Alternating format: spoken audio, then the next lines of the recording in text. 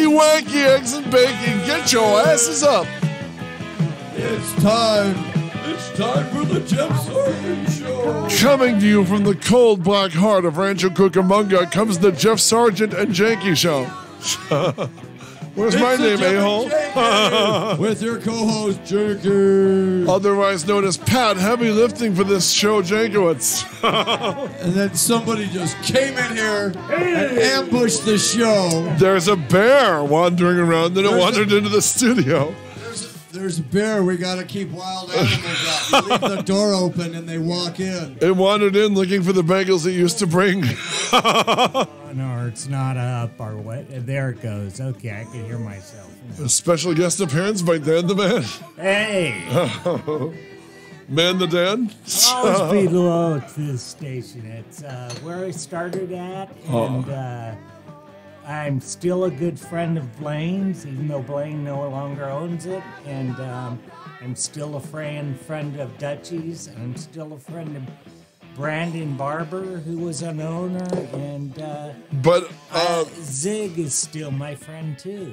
But Zig Roy, zone. Jimmy, me, and Jeffrey are now your sworn enemies. Roy and Jimmy will always be my friends. Oh, screw you, butt kisser. I saw them the other day. The other morning, I came in to turn in my key, and I saw them. And, were you like a bear? They caught you by the dumpster, rocking it. Yeah. Looking for picnic baskets? Looking for a picnic basket. A picnic basket. It's not a picnic basket. It's a picnic basket. Ranger Dutchie chased him away. Here we go. Jellystone Park, Jellystone Radio. Ranger, what's his real name? The Ranger Smith. Yeah. Why don't you just take a gun and finish Yogi once and for all? No, do not. Just feed the bears, man. What's wrong with feeding the bears? First of all, the bear will eventually maul your face off. Yeah, I would never feed a bear. I choked a bear once. I hugged a bear. I petted an unconscious bear when they shot a bear full of tranq darts in my father's yard when he came down after the big fires. Oh my God! That right there. Yeah, the picture's on my Facebook page. I thought, when's the next time you're going to get to pet a bear? So once he was unconscious, I petted him. Yeah, I actually hugged a bear once at a gay club. Well, you look like an otter to me, Danny boy. Bear, that's his little joke. And you'll see that joke paid off in Walt Disney's Inside Out. Bear is homosexual slang for a hairy, heavy-set guy. That's why when the little girl is afraid of bears when she moves to San Francisco, and they later show a bear, wink, wink, in the movie, a heavy-set, hairy guy in a San Francisco Giants hat. One of the funnier jokes in Inside Out. I don't think I've ever came close to a real bear or a pet bear. I once saw a bear attack my brother Steve, actually. We went to Jellystone Park in Florida, and my brother was kicking, when he was a kid, he was kicking Yogi Bear in the ass. It was a really chintzy Yogi Bear. He had the chicken wire mouth. They had all the Hanna-Barbera characters there. Well, it was Jellystone, so it was only Yogi and Boo Boo. Really? And there was some clown dressed as Ranger Smith. Oh, God. We have a Christmas card. We have a shot of the Jankwitz family, all the kids, standing in a giant, it was a stainless steel Yogi, and we were standing in his picnic basket, which was full of broken glass. Wow. Ooh. I met Smokey the Bear. Did you? At the forest, at the Monrovia forestry station. What was he smoking? Nothing. This is. I was kind of disappointed because the costume was kind of beat up, and I could see his neck through the head when he turned around. Well, in his defense, man, I go, he's not real. In his defense, you were 48. I was about, I don't know, I was like 6 years old, I think. Ironically, I auditioned for Smokey Bear last year. Was it for the commercial? Yeah, there's a commercial where a girl wants to take a selfie with Smokey. Oh, that's right. I had 2 callbacks on that damn thing. I did not get it. And how tall? Were you too tall for that? Or I wasn't sure. They really wanted me, but they did mention the height. The height was a little much. Because you couldn't really tell in the commercial. I wasn't sure if it was an animatronic costume or they're going to CG him over me. I think it was just a regular head because I don't think his head had any facial movements. Listen, I told you how badly I wanted to be Bigfoot, but Smokey just seemed like I didn't want it until I was up for it. And then when I was in the running, and they're like, and the auditioning thing, they sent me out anyway, but the audition thing said they didn't want Smokey over 6'4", but they liked what I did with it. So, you know what I mean? I mean, obviously, being too big for the costumes happened before. It happened on a jerky Bigfoot commercial. Where I was just too big for the costume, and it bummed me out. Happens to your shoes every day. Oh yeah. I'm going barefoot tonight. Well, what we got to do here is we got to find what's really sad. Jesus boots. Which is really Flip-flop. sad is that we need to have maybe a GoFundMe to create. No, thank you. To create. Some flip-flops for Patrick so he doesn't have to wear his torn-up shoes. What size shoe do you wear? 16. Oh, good Lord. That's bigger than You can Shaq. see my dilemma. I think Shaq O'Neal doesn't even have a shoe that big. Well, it's my burden and curse, gentlemen. We need to get him flip-flop for the summertime. We will search. I will go to every Ross Dress for Less to see if You I know can my find deal. Ross Dress for Less. you. You take Ross, I'll take Big Five. Big Big five. five. All right, boys, you're on. We'll try to find it. We'll hook you up. We'll find out how to do this. So let's talk about our guests that are calling in. Who's calling in first? 2 adorable women. But who's calling first? We've got author and producer Arika Wolly. How does she spell her last name? WOLLY. Okay, cool. Okay. And Arika, her name is Arika. With a K or C? No. It's ARIKA. A hippie. Okay, it was great seeing you guys. Oh, we're losing you? But I have to take You need to put money in that clown bank of yours. yeah, nobody else does. And They take money out of it. have fun sleeping on Dirt Williams' floor. Yeah. Give Princess Leia a hug for us. Yeah. No, That's his dog. Actually, I'm So you- having breakfast with Tammy Rapp. Who's Oh, running- shut up. All You are right, not. Betty running for Beware. city You're going to go have breakfast with council. Betty Beware, you piece of Yes. crap? How Yes. dare you? I'm done feeling sorry for you. You know what? Hey, you know. Well, it's Campaign manager. Yeah. She's adorable. She's sweet, and she's a great And you guest. couldn't get any better. And Breakfast she's a with great, Betty. great Yeah. politician. Are you going to And, Rad Coffee? We're going to go to the Super. You know, Molly's up Super. there. I Molly's love Super. that place. Yeah. You know what? $4 all you can eat pancakes at IHOP. I don't like IHOP. Oh, F you, man. No, you know what? Just because it's free doesn't make it good. Right? It's $4. That ain't Right, free. Dad? Give me a high five on that. Just because it's free doesn't mean it's edible and good. I would eat pancakes off the floor of a bus station in New York. Yeah, like, hey, I'll buy you a dinner. Like, oh, it's free pancakes. I get free 2 pancakes. By the way, I'm down And with that, free like, pancakes. Oh, that's dinner. I got a pancake in my pocket. Here, I'll Hey. give it to So, you. hey, have fun at Catalina Island. Yeah. You do know it's He's going 26 miles Goes across the sea. Santa Catalina is a waiting place for me. Yeah. I worked there for building Hamilton Cove back in the late 80s. I have never been there. I was once there watching a psychotic 7-year-old smash crabs with a metal shovel and pail. My sister was born on Catalina Island in a dentist chair because they didn't have a hospital. Oh, was your mother trying to get another abortion? Like, How dare you? How dare you Jeff's talk mother's water broke on the way to get an abortion for Jeff. It's great seeing you guys, but We really, miss you, Danny. I Yeah. have to have breakfast with Tammy. Well, And, yeah, Quit some guys rubbing are that all in. like, You mentioned that one more time. Yeah, and boo. We're going to shut the show down. Yeah. Lock you in the closet, and we're going to And we're going to go. Dan sent us here, Tammy. It's Hey, get out of here. Veo con Dios, Daniel-san.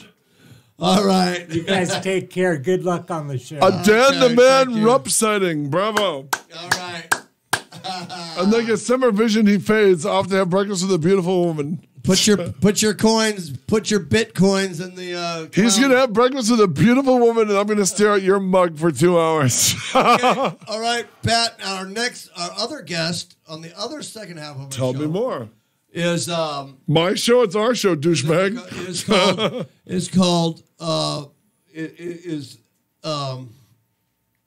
Marcia Vega. She's an Air Force veteran. Really? Oh yeah, she's badass. Wow. I'm looking at Arika Wolly stuff. Okay, IMDb. Oh, she's on the IMDb? I'm only seeing the writing stuff. Hold on. Yeah. So whoever calls first, and then we'll find out who it is. Now, what's the other chick spells her name? Yeah. I wonder if Steve Joyner's What's the blonde second woman? How does she spell her name? I've been so busy this week. This is classic radio, people. I haven't been able to catch up or so talk. Busy. I've only talked to Steve. You know, we talk to Steve every day, and I can't even read this. Jeff is so bored he's sending himself penis shots. Nice filter, writes Jeff under his own. Spell the blonde's name. I want to see what she's done. Please send only filtered. Send no woman ever. Okay. Spell the Air Force veteran's name, will you? Her name is Marcia Vega. Just the way it sounds. Marcia. What if she's related to Suzanne Vega? Oh. The singer. Not too much. We don't want to pay for it. Yeah. Don't sing the song for more than 30 seconds. We'll get a bill. Yeah. Oh, this chick has a lot of credits. Well, of course. Phone's ringing. Oh, my gosh. That's it. Okay, here we go. Hello.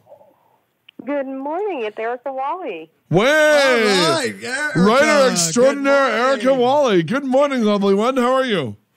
I'm doing fabulous. It's a rainy Florida day here, but other than that, I'm doing great. We're going to match you, baby. It's a rainy, drizzly Southern California morning here. Yes, June gloom, be a day ahead. There you go. What part of Florida are you out of? Tampa. Wow, okay, very nice. Tampa. I've been to Tampa Airport many times. Yes, it's definitely changed. It's kind of a hot mess there, but they're definitely expanding on their airport now.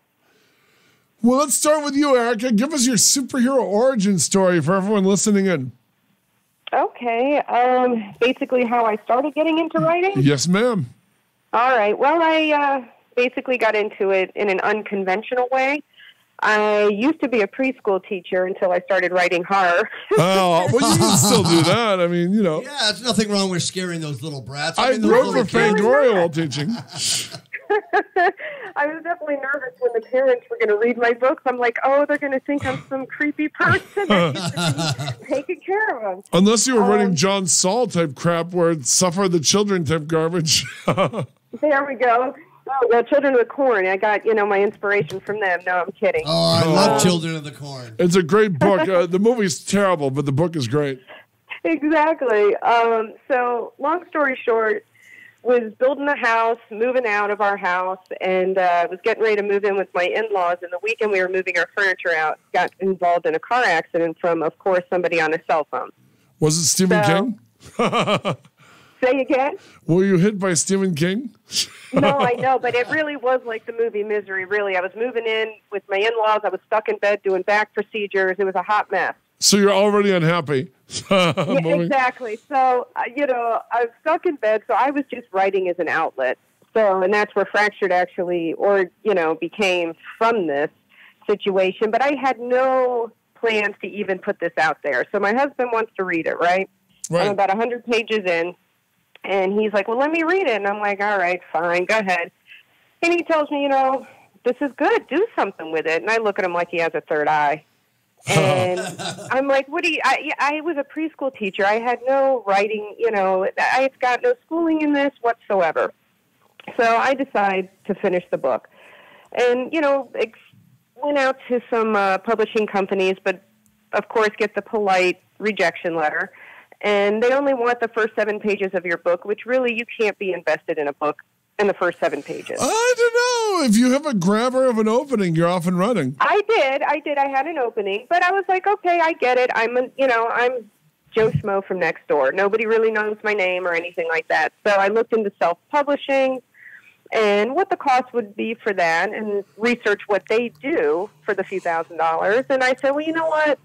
I'll do it myself. I'll figure this out, do it myself, and self-publish through Amazon. And I released it, and actually it just celebrated its year anniversary in February. And it's surprisingly... Congratulations. Thank you.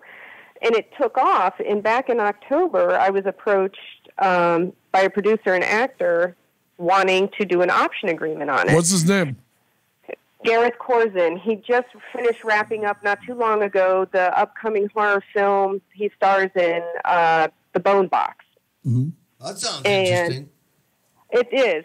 So it's like a supernatural horror for him.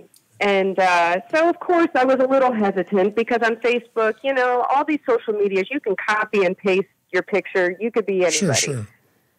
So, of course, I IMDb him, make sure he's a legit person, and then we do a FaceTime just to make sure I'm actually speaking to who is on the page. That's a way to always prove it, FaceTime me to show me you're real. Yeah, exactly. Lest you wake up locked in the bone box.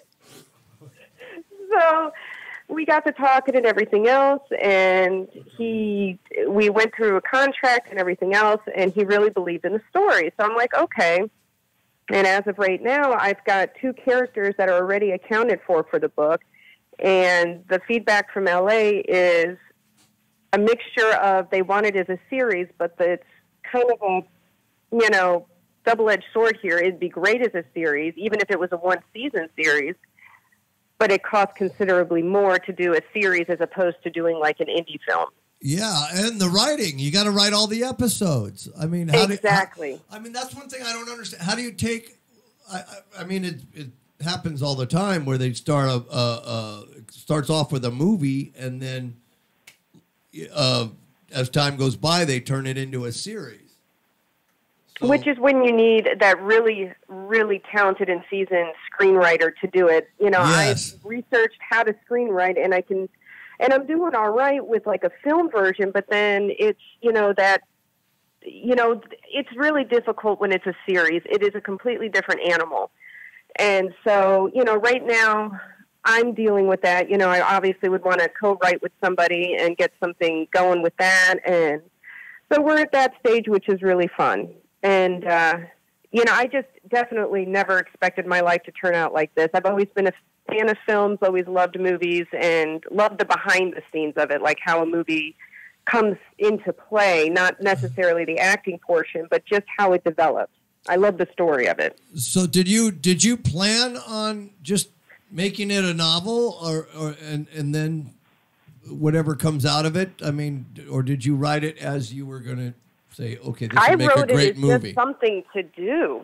It wasn't even supposed to be released. I was writing it as a venting. It was my son and my husband that really pushed me to do this. This was just me. I had nothing to do other than watch TV and write as an outlet. And I have to actually do a shout out to my 2nd grade teacher, Joyce McCain, who started me in writing in young authors. Right. I remember Young Authors. Do you remember that? My brother Tom won Young Authors. I got nominated. I did a story about a dog experiencing the pain threshold. Ouch. In the 4th grade, Jim Thorpe Elementary. My brother won Young Authors. I got nominated. And it was one of those great things where, you know what I mean? I mean, when you start writing and you're into it, Yeah. And it just was a really great experience, and it always stuck with me. And it's funny because I lost touch with her, and that's, social media has its pros and its cons, but I was able to reconnect with her on Facebook, and she saw what I was doing because now I'm public on Facebook and Instagram and Twitter. And she, she's like, congratulations and everything else. And I said, really, it all started with you. So I asked her if it was okay if I used her name on, this morning. So, it all started with her in 2nd grade. So. Yeah, Young Authors. Where did you grow up? Are you from Michigan? No, I was born and raised in Florida. Yeah, because we had young authors in Michigan. I mean, and I remember being insanely jealous and happy when my brother won. You know, but I'm being nominated, blah, blah, blah. You know, but you should have been it. I wanted the win. Well, you know, it was a thrill to be nominated, but I keep saying that every year when I'm nominated and lose a Rondo Award. So you're just going to smile through tears. Exactly. But no, it's like I said, it was never meant to go out until they pushed me to it. And then, you know, it's definitely humbling when, you know, you didn't come from the industry or anything else, and you get these personal messages from people, and they're liking it. And you know, I've had people go, "I really want to see this put into a film. I can see it." And you know, with every book, you know, I don't have the budget like Stephen King and everything to have he's been one of my idols. You know, remember he's also a teacher. King was also a teacher who started writing, you know, short stories and books. Have you read On Writing? One of the most influential, exciting books on writing. If you really want to get excited about writing, and I would recommend this to everyone listening, there's a fantastic Stephen King book called On Writing. And it's mostly autobiographical on basically how he started his writing career. Have you read that? No, I have not, but I definitely will be picking it up as a read this summer. Please get a copy of it, because it's one of those books. It's one of those books that anytime I'm flagging, anytime my ass is dragging on my own writing, I just pick up On Writing, start reading it, and it gets you so excited. Stephen King was in a dead-end job at a boarding school. You know, he's teaching at this boys' academy. And 4 of the classes are Our Town by Thornton Wilder, and 2 of the classes are Dracula by Bela Lugosi. So one day he gets this great idea. He's going to combine Our Town with Dracula. And that became what the book was originally titled, Second Coming. Wow. Until his editor told him it sounded like a porn novel. Oh, God. So he changed the title to Salem's Lot. And the rest is history. Wow. I did not know that. Yeah, that was after. I did not know that. A lot of things cool. Some of the best stuff happens by accident, unintentional, right? Right. Well, even Jaws, you know, like for me, the Jaws movie, I found that so interesting because it terrified you because you didn't see really the shark all that often. But then when I saw the backstory a while back, you know, the troubles that they had to go through with this film, with the shark not working, and they had to pull this film together.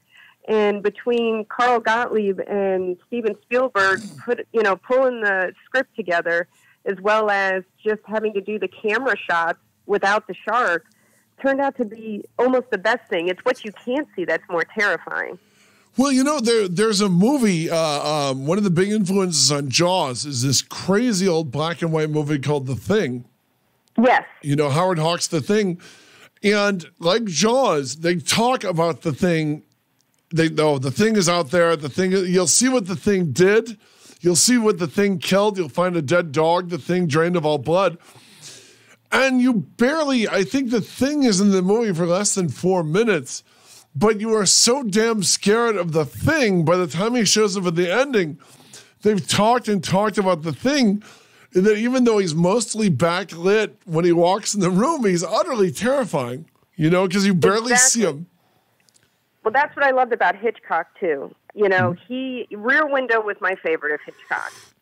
But, really? You know, a lot of there was no blood and gore. And, you know, in Psycho was just, you know, it was just terrifying. He did blood, but listen, have you seen Frenzy? You know what? I did not see that, and I keep meaning to do it. My husband told me, he goes, gosh, you need to sit down and watch Frenzy. Shocking. And it's based on a true story. I caught it on Turner Classic Movies.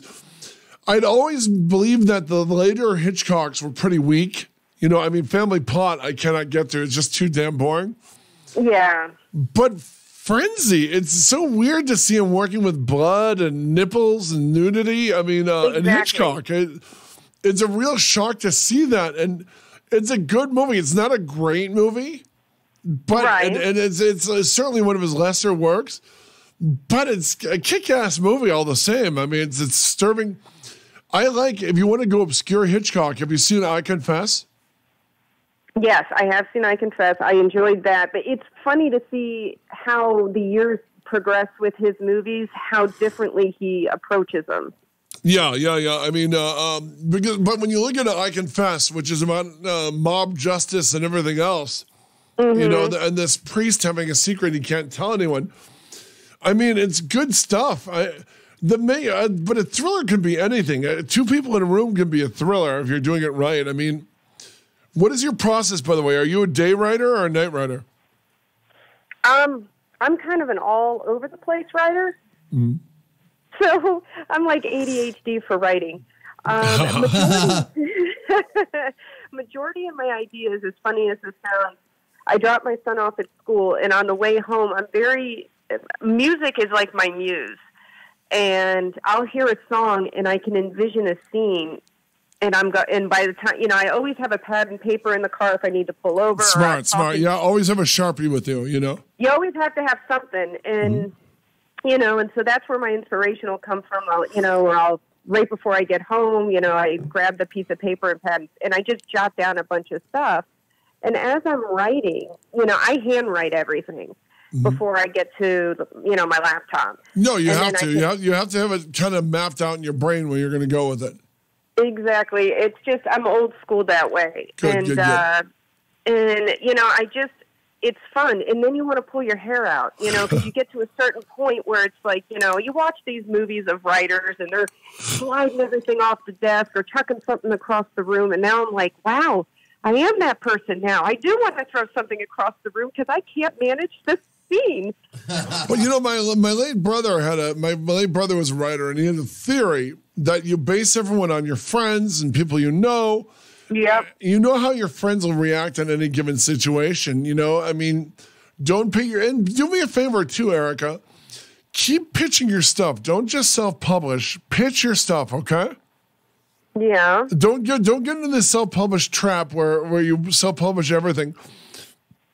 When you write something you think is really good, start pitching it to real publishers, okay? Well, I did, but you know what? I did it right in the beginning, so maybe now that I've gotten a little bit established and I have, people that are following it, maybe I'll retry it again. You've got a confidence you didn't have when you started out. You know what I mean? I mean, and I noticed some people, when they self-publish, they get into this trap where they do nothing but self-publish. And if Stephen King self-published, you would have never heard of him. You know what I mean? I mean, you got to be able to pitch your stuff, get a good log line, get a good plot in your head, and if you're really proud of the book, it wouldn't kill you to drop a line to HarperCollins or someone else, and Bear Manor or someone, and pitch your book. Right, and that's and I have more confidence when I wrote Fractured and Carnival around the same time, like when I needed a break from Fractured, which is a supernatural thriller. I jumped into Carnival, and I grew up on the old school 80s slasher films because my dad, it was my thing with my dad. So it was Good. I thought you were saying your dad was killed by a slasher. I know, right? That's kind of a weird thing when you write a book for your parent and it's a slasher horror. That one summer when your dad was murdered by that guy in the clown mask. Exactly. So it was fun. I really, out of, both of my books, as much as I really want to see Fracture get the film, and that's in the works. What's the log line? Hey, give me the log line of both. Give me the log line in Fracture. Describe it like if it were a TV guide listing, what would Fractured be described as? All right. Well, Fractured it's broken up into 3 parts, but you have part 1 is Broken Girl, which is a girl with unbeknownst telekinesis powers growing up in a sadistic, dysfunctional family. And that follows, and then you've got part 2, which is Broken Boy, and he's adopted by loving parents, but harbors this dark obsession for killing. Carrie meets The Shining. Interesting. Go on. So it follows, each part follows them from childhood up through high school. And then part 3 is called The Hunt. And then it jumps ahead 15 years and describes how their lives are going to intertwine in a hunt to the end. Wow. Interesting. So that's that one. Now, Carnival it's your traditional slasher horror themed story, but with my own little twist on it. Mm-hmm. And what it is it's 7 friends. You know, you got to have the friends that go out. And they're going on their 10th annual vacation. And so what happens is their one friend is, you know, he's gone away after high school graduation. He's gone to L.A. He's in the horror, you know, into the movie business. So he plans this trip for them, and they go. Of course, I write it about Florida, and they're in Dade City and whatnot. We got to write what you know, yeah. So they go out to this place that was an abandoned carnival. And, you know, there's all these horror stories. There was a massacre there. So these guys all go out there, and he dares them at night, you know, to go out on a scavenger hunt type thing. And Relic is the villain in it, and he is an amazing villain. I love him. I loved writing him because I'm terrified of clowns. and it is, you know, the beginning of the book shows how it happened. It's 1961, so it shows the carnival scene, and then it jumps to present day. And it's really a fun book. I had my first fear of clowns. My grandfather molested him dressed as a clown. Took me to. My grandfather took me to the Ringling Brothers, and it was frightening because there was a little person clown, and he jumped up. I was right on the balcony. This was back east, and it was like a little 3-foot balcony, and he got up on it, and he stood up on the wall and was just coming at me, going with this little buzzer in his mouth, you know, just a squeaky toy. Oh my gosh! And just started grabbing my grandpa. I go, get this guy out of here, man. And from that point on, you were scarred for life. Actually, Jeff and the Midget Con were engaged for about 6 months. I never went to a circus again. That was I don't do clowns. I don't do circus. I don't like circus either. No, I'm good. Yeah, I'm good with that. I'm a hot mess. I have a bunch of phobias, so you know, you just write about it. But no, so I don't know if you guys enjoy thrillers or horror. Are you guys into the traditional horror? Yes, we go to horror cons as much as we can. Whenever they're in town, me and Pat are there. Yeah, I definitely want to hit the Orlando one. The one that they have. Oh gosh, it's escaping me. I want to say it's Scream. It's not. I don't know. There's one in Orlando that they have every year where they have. Oh no, you're talking about not something con, a mega con or something like that. But there's the zombie con and all that. I mean, you guys have an interesting one coming up. It's Shark Con. It's gonna be nothing but people from shark movies. Now that'll be I will fun. Definitely be going to that one. Please do. I mean, it'll be people from Jaws and Deep Blue Sea and all that. So I'm not sure what it is, but punch up Shark Con. Okay, yeah, because ever since Jaws, I was like, I love those movies. You know, I can't get enough of the shark movies. And the Meg that's coming out, the Megalodon. You can't wait for the Meg. You know, there's a pretty good one on Shudder from Australia called Bait. It's about a supermarket hit by a tsunami, and there's a 12-foot shark eating people in the grocery store. That one's a lot of fun. Oh, that does sound like fun. Yeah, I love those movies. Like Lake Placid, I thought that was great. You know, Lake Placid actually kind of bored me. I mean, it was too quirky. They wanted to be more quirky than it needed to be. The alligator. Exactly. If it came out at the same time as Deep Blue Sea, which I thought was far superior to it. I loved Deep Blue Sea. Thank you. I think it's one of the truly great shark movies. I love Open Water. There's a really good one. It's on Shudder as well and on Netflix.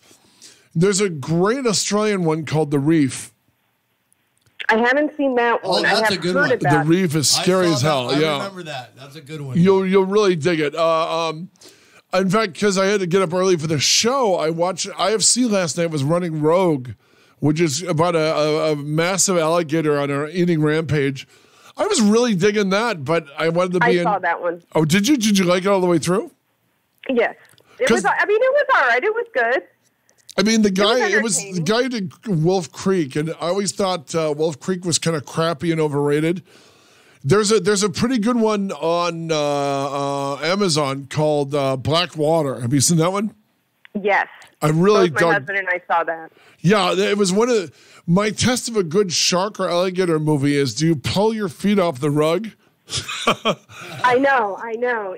That's why I'm a chlorine baby. The only time I've ever gone snorkeling was for my husband's 30th birthday. I took him to the Keys, and I got bumped by a big. It ended up being a nurse shark, but I didn't even see it coming. And this poor little girl at the time, she was like 9 years old, and she's freaking out, and I'm just underneath the water, not understanding what she's doing, and all of a sudden I get bumped. You see nurse sharks in a tank in an aquarium, and they're tiny. Nurse sharks are like giant koi fish. They're just like friendly. People pet them. Exactly. Yeah. It's nothing bad, but at the time I just see a big gray thing with a fin that just bumped me, and you kind of realize how tiny you are in the ocean. Well, but I remember we stayed at Kaotic. Is the Kaotic campground still out there? Down in the Keys? Yeah. God, I don't know. This is back when my husband, he'll kill me. He's turning 45, so he was 30. This is going back 15 years ago. Well, all I got to tell you is that I was there when a 12-foot hammerhead came into the swimming area, and they were closing the beach, and it was just so weird to watch the fish jumping. You knew something was wrong in the water before the dorsal fin broke surface. And it wasn't like in the shark movies, because it's usually mechanical or CG, so the fin always goes in a certain way. The real shark fin lolls along side to side. He's taking all the time in the world, and it's utterly terrifying. Yeah, it's funny. I watch Shark Week every year. There was a Jaws marathon on Monday night, by the way. Did you watch the Memorial Day AMC? I did. Good girl, yeah. Yes, I did. And but yeah, it's funny to watch the migration of how some of these great white sharks, they're showing up off the coast of Florida, and they're just coming into areas that they just don't normally go to. And I'm like, yep, and that's why I swim in a pool. But remember, it's their yard. I mean, they can't help us idiots going into their yard. Yeah, we're in their territory. That kills me. It kills me because I live in Florida, right? And where I live, there's lakes and ponds. I have. And you get a lot of alligators. I remember the Disney alligator. Was it crocker or alligator that ate the people at Disney at the Disney campground? Alligator. Crocs are, I think, in Africa. So you got the alligators here, and but no, people get so upset. I have them come through my backyard. It's like Jurassic Park. Crocodiles? Really? The alligators. I'm sorry, alligator. Yeah, you just explained it. But alligators, do you have a small dog? Is that terrifying? I do, and I only walk them on a leash out front and back inside. So they're like cats anyway. They're Scottish Terriers. But I had a Scotty. Pat, I remember that my one beloved Hamish, my beloved Hamish, one of my best dogs was a Scottish Terrier. He was I love them. I loved my Scottish terrorist. Got eaten by a shark. I would be honored to have my dog eaten by a shark. Lemon sharks are very popular in Florida. Yeah, basking sharks, lemon sharks. If you notice in all the James Bond movies that are, they use lemon sharks and Thunderball. That's so sad because you can tell it's not an interesting looking shark. Exactly. Yeah, they do. You got. I do like the James Bond films, though. I thought Daniel Craig did a good job. Sean Connery's always been amazing. So, but I know that Daniel Craig, I think, stopped signing on for them after the last. He's got one more. No, he's got one more to go. He did sign back on to do one more? He did. Remember, the first one I saw was a Roger Moore one. So I think of James Bond as Roger Moore because that's the one my dad and I watched in the ABC Sunday Night Movie, Okay. Your first James Bond, it's like your first Batman. Whoever it is Batman, is James Bond. And for me, I think it was Live and Let Die or something. And, Yes. I mean, that's James Bond, man. It's Roger Moore. Sean Connery was pretending to be original. Yeah. My son, because I always have my son involved in the classics, like even the classic cartoons like Tom and Jerry and the Bugs Bunny, Popeye, all of that. And it's funny because we keep him well-rounded, and, today's time's okay, because our son's 14 now, but he, a 70s song will come on, or an 80s song, and he's singing along with it, Guardians of the Galaxy, man. Guardians of the Galaxy. Oh, the soundtrack for that was amazing, and my kid knew all this music. I'm like, we're doing something right. We met Pat from Redbone, a friend of Jeff's, about a week after Guardians opened, and he was almost in tears. I told James Gunn this later, but he was almost in tears. He said, every station is playing my song because this sci-fi movie used it in the opening, you know? Yeah. And I mean, the Redbone should be known. Sorry, go on.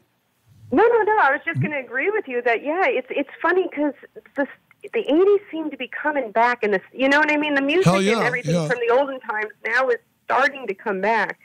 You know, I've even seen it in the clothes, and I'm like, things that we used to go, God, we wore that? Now, the teens are wearing it, and I'm like, oh, maybe that shouldn't have come back. I saw a girl in a Flashdance shirt with the torn off sleeves, and I thought, oh, my God.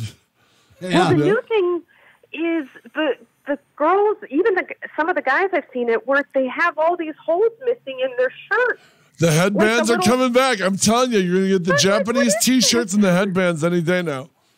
Like, I could make my own T-shirt and just start cutting holes. I think it's great, though. You could pay extra when you buy them at your department store. Remember, women used to wear a rouge so thick in the 80s, it looked like they were interrogated by a bad cop, you know? Oh, my gosh, the makeup. Yes, it was brutal. There was some really good 80s films, but... Watch that. There's a channel out here called MeTV. You'll be flipping across it, and you'll come across a T.J. Hooker or a Knight Rider or an Elf, and it's almost like it's from a foreign planet. You know, you're like, did people really dress like this? Well, it's funny because we just watched last night. It was on TV.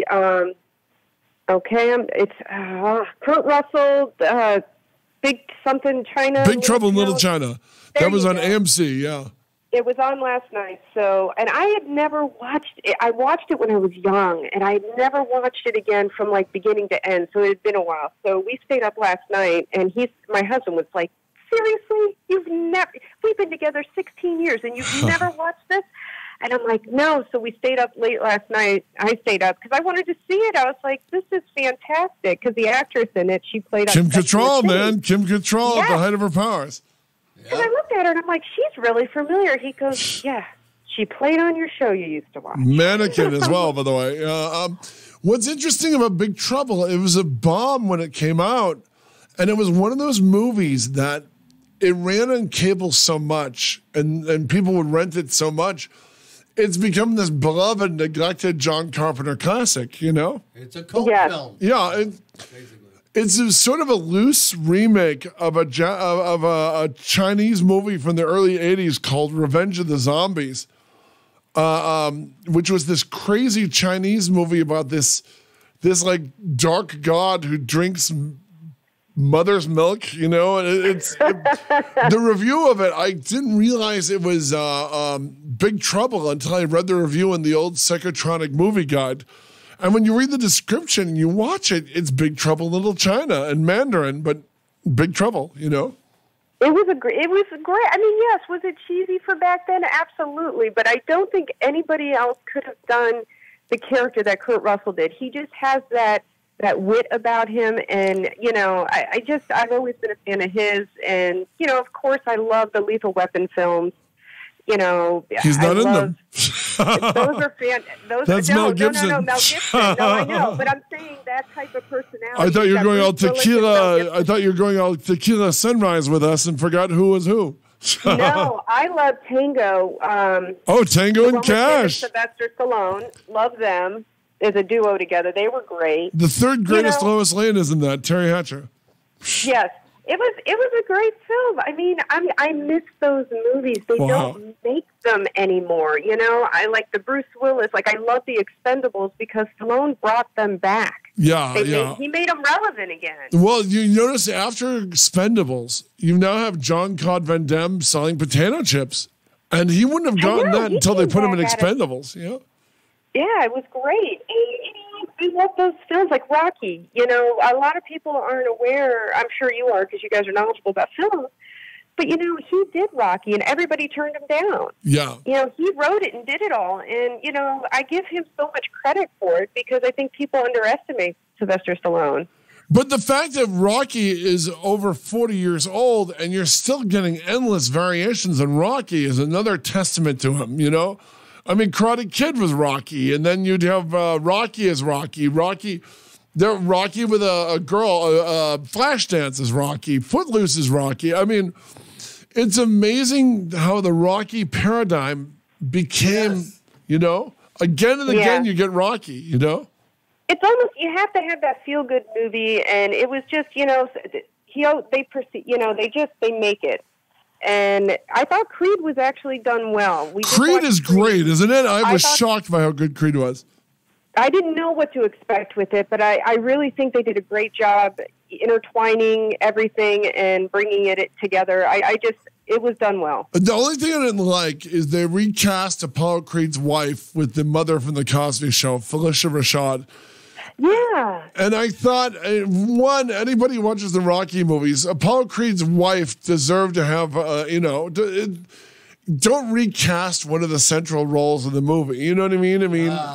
So I didn't like that they recast her, but I liked everything else about it. You heard they're doing Creed 2, right? I did hear they signed on for that, yes. You heard it's going to be Rocky coaching Creed to take on Ivan Drago's protege, right? I didn't get that far. All I heard there was you go. that they had done this is going to be good. It's a great way to do a Rocky by proxy. You know what I mean? I mean, really clever, you know? I'm excited for it. I really am. So like I said, I thought they did a great job with those films. So, and for him to still be relevant, like you said, 40 years later, and he's able to do these sequels, and they're just as popular. He's doing a fifth Rambo. Did you know that? No. Yeah, he's got another Rambo coming. Yep. Man. Out of retirement. I know. He's 70-something years old. I'm thinking, I hope Rambo... You know what? For how old he is, he's in the best shape of his life. Right? He fights the Russian army with a broken hip. What are you working on now? Tell us what else you're writing. Right now I'm working on the prequel and the sequel. The sequel for Fractured. I've got my ideas together, and I'm doing my investigations so that it's authentic. Of course, it's going to be dark. And then what I want to do for Carnival is do the prequel for it so that they have an understanding of how Relic becomes him. Wow. So, yeah, I want to go into the darkness of that before it gets, all of that. So it'll start with him as a kid. And so I'm kind of excited about that. So between that and still working on the project currently with the screenplay, so I've kind of got my work cut out for me this summer with balancing all three things. So it's exciting. So it's go ahead. Is your books, are they out on paperback or are they digital? They're both. They're both available on Amazon, and they are available in both the Kindle and paperback. Oh, so we're definitely. I like to turn pages. I like the paperbacks myself. Yes. Pat and I would like one of your books. We'd like to read. Oh, well, depending on which if you're a slasher fan, I definitely would recommend the Carnival. I knew writing Carnival, it was going to hit us. It's going to take a little bit longer to reach people, and it's getting there. But Fractured hits a little bit more of a broad, genre of readers because it was supernatural. It's not your slasher film theme story. So, but yeah, everybody that's been reading it is really enjoying it, and it's been fun to get the feedback from people. So it took a little bit of time to start getting feedback because I released it at the end of November. So that was the holidays. So I think that you and Patrick should trade books. Oh, I would love that. We'll have to do that sometime. Now tell me a little bit about your book. Oh, no, just a couple things I'm working on. Not worth talking about. You're the subject of the interview. It's all you today, baby. Tell us about the amusement park one. The amusement park one? Yeah. Okay. Well, they're all going out there, and I don't want to give too much away, but basically what it is, there's this massacre. It starts out really nice, but there's this massacre that takes place, but the characters you can attach to. I made sure to build on characters that are going to be in it. And, of course, you're going to have your horror tropes because when you have a slasher film, unfortunately, don't get attached to the characters too much. Well, not the promiscuous ones anyway. And, you know, I enjoyed doing, if you've ever been to the Tampa, Florida, or Clearwater. I have. Okay, good. Have you ever been to Shepherd's? Tell me more. Okay, Shepherd's is a hotel on Clearwater Beach, and when you jump to present day, I have the group go there. And it's, you know, it's a fun drunken night. They're all right before they head out the next morning to the abandoned carnival because they're unaware of where they're being taken.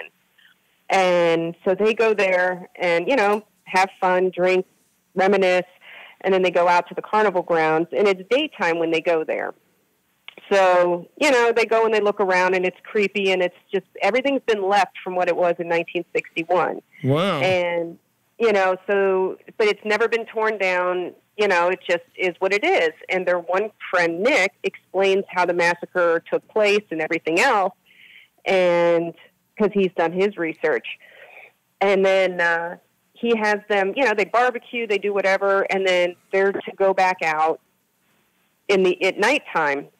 And that's when everything's going to ensue because the land has more in store for them than they realize. This isn't just ghost stories. And that's when the terror and everything starts to take place. And it was a lot of fun to write. It was terrifying because I don't like clowns at all.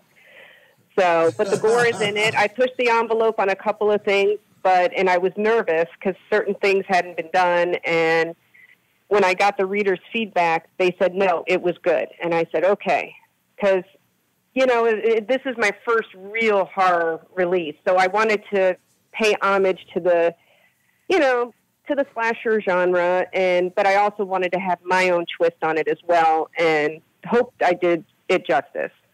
So you guys will have to give me feedback on it to see if I'm doing all right or if I'm on the right track. Well, Okay. we look forward to seeing it. And when's your birthday? Because we'd like to throw a clown party at your next birthday. Jesus. Jeff likes My to paint husband- people clown faces. He likes to get homeless people, put clown faces on them, and bring them to people's birthday parties. You know what my husband wants to do to me, and he's vicious. They had a thing a while back, and I guess they had to stop it, but they had something where you could buy a person to just follow you around. Like you would say, hey, I'm calling you up. I'd like to hire you for this. And they would follow you around dressed up as a creepy clown. So like wherever you went, that person knew your schedule because whoever hired them. And I told my husband, I said, I'll divorce you if you ever do that. Don't you? I said, I will be at the police station. That's a horrible thing to do to somebody. It is, but he knows I have that, you know, I guess it's not, a lot of people have a clown phobia, which is good. Oh, yeah, I don't feel so bad. The clown phobia is very, very popular. Not Right, by and choice. which is what and when it came out, I was so upset because I had already written the book and I was in the editing process when this came out, and I'm like, oh, come on. You know, the It remake had to come out now, you know, and that's when clowns started being prevalent. And I was like, I already wrote the book. So I waited for the release because I didn't want to release it right when it came out. And the book it's nothing at all like it. It's definitely a completely different element. But for anybody that loves horror and clowns, that's definitely up their alley. Wow, very nice. Now, is there a central clown? Is the clown the central bad guy? Yes, that would be Relic. Wow, okay. So Relic is the main baddie. There's not like a ringmaster or anything? Nope, it's him. Interesting. He's just a twisted, sick element to the story. And it's a lot of fun, and I took my time trying to develop him. I always envisioned what I wanted, and I did take my time with him and a back history. There is a slight back history, enough just to intrigue the readers, but I cannot wait to really attack the prequel because, you know, there obviously isn't going to be any supernaturalness in that one. It's just going to be the sadisticness of how he becomes who he becomes. Interesting. So how can we follow? It's time to plug you and pimp your books out. How does our audience follow you and get your books? Okay, well, I'm on both. Well, I'm actually on Facebook. I'm on Instagram as well as Twitter. So I'm public to everybody. My books are available on Amazon. They are available through Kindle through most of the countries because I did so that, you know, if paperback doesn't go out, it's still available through Kindle. And it's funny because I never did social media until I released my book. And it was my son who corrected me on the Twitter because I had no idea how to tweet. I was calling it twitting.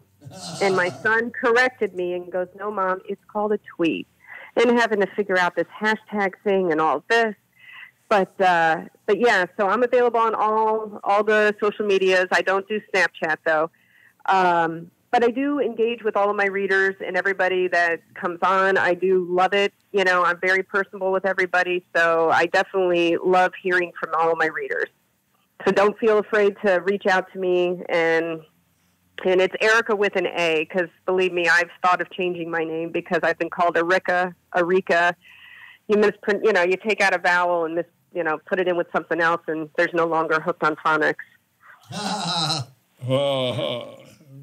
So, but yeah, it's just, you know, I've been enjoying it. It's definitely take a day at a time, and, you know, I'm enjoying the writing process and, you know, getting involved in the movie aspect of things, and it's really been a joy.